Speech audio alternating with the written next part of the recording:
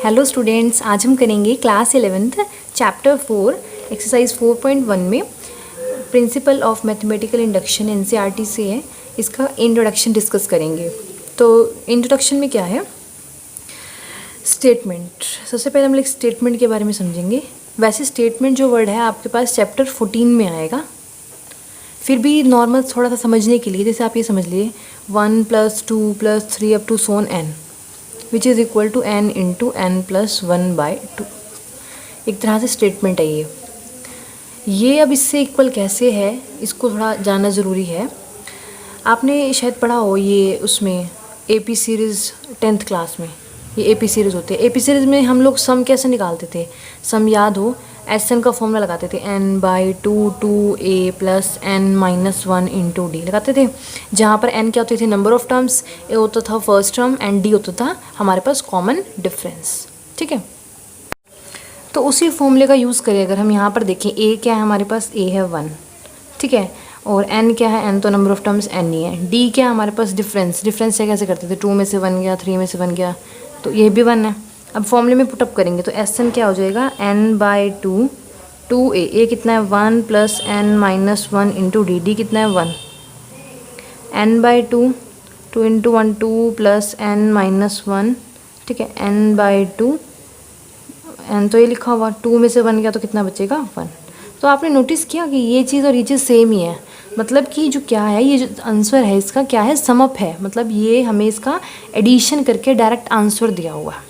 ठीक है, इसका मतलब ये है कि लेफ़्ट हैंड साइड और राइट हैंड साइड दोनों बराबर हैं। मतलब इधर जो सम दे रखा है वो इसके इक्वल है। किसके लिए, for all n belongs to natural number के लिए। नेचुरल नंबर का मतलब कि अगर हम यहाँ पर n की जगह 1 रखें, 2 रखें, 3 4 5 n की जगह कुछ भी रखेंगे, कितनी भी टर्म्स का सम्स नहीं, 100 टर्म का निकालना है, 200 का निकालना है, 300 का निकालना है, तो हम यही फॉर्मूला ही डायरेक्ट यूज़ करेंगे। इसका अब n belongs to natural number की, इसका मतलब है n को 1, n को 2, n को 3, n को 4, कुछ भी रखेंगे हम लोग अप टू सोन। ये जो फॉर्मूला सबके लिए क्या होना चाहिए, प्रूफ। सबके लिए प्रूफ करना पड़ेगा। पहले n को 1 डाल लेंगे हम लोग, पहले 1 डाला यहाँ पे, ठीक है, तो यहाँ पे डालेंगे n की जगह 1 डाला तो यहाँ पे 1 नहीं आएगा, सिर्फ एक सिंगल टर्म आएगी। यहाँ पे डाला 1 इंटू 1 + 1/2, 1 इंटू 2/2, ये कितना आ जाएगा 1, तो 1 = 1 आ गया। फिर ऐसे हम n किसके लिए करेंगे, 2 के लिए करेंगे। अब यहाँ डालते हैं 1 + 2, 2 टर्म ले लेना, 1 + 2, तो यहाँ इधर हो गया 3। अब इधर डालते हैं क्या हम लोग, 2, n को डालते हैं 2, 2 इंटू 2 + 1 2 से 2 यहाँ हो जाएगा कैंसिल। कैसे आया ये, 2 इंटू 2 + 1/2, यहाँ पे हमने n की जगह 2 रखा, 2 इंटू 2 + 1/2, तो 2 + 1 कितना हुआ 3, ये रहा 2 और नीचे था 2, 2 से 2 कैंसिल हुआ, कितना बचा ये 3। इधर भी 3 है और यहाँ पर भी कितना है 3, तो 3 किसके इक्वल आ जाएगा, 3 के। आगे हम लोग फिर 3 को n को 3 पुट करेंगे, फिर 4। ये प्रोसेस बहुत लंबा हो जाएगा कि इसको इक्वल प्रूफ करना कि लेफ्ट और राइट इक्वल है फॉर ऑल नेचुरल नंबर्स के लिए। तो हमें इसके लिए क्या सीखनी पड़ेगी, ट्रिक।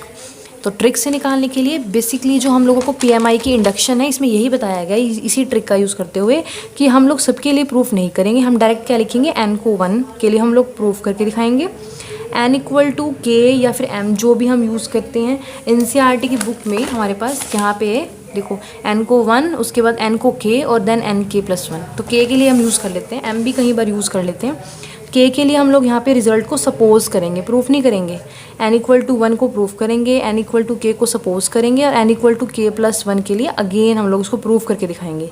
अगर ये तीनों रिजल्ट सेटिस्फाई हो जाते हैं तो हम लोग क्या कहेंगे, PMI से जो इसके लेफ्ट और राइट क्या है इक्वल हो जाएगी। तो ये स्टेट